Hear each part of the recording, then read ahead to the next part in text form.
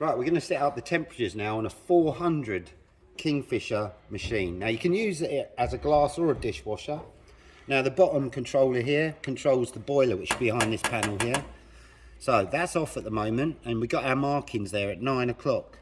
So as I turn it, that's 30 degrees, 40, 50. Now if we're setting this up as a dishwasher, we're going to have that around the 80. So in between the 70 and the 90 there, never put it on max. Back that off to around the 80, 85 on a dish. Now if you're using it as a glass, you want that around the 70, 75 on the rinse.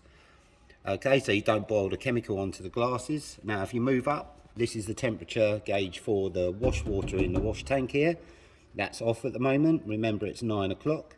Now it doesn't matter if you're running the machine as a dish or a glass washer, you're always going to have the wash water around the 55 to 60. I'd suggest putting it at the 60 degree.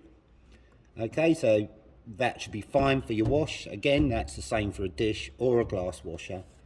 Bottom adjuster is for your boiler, top adjuster is for your wash water.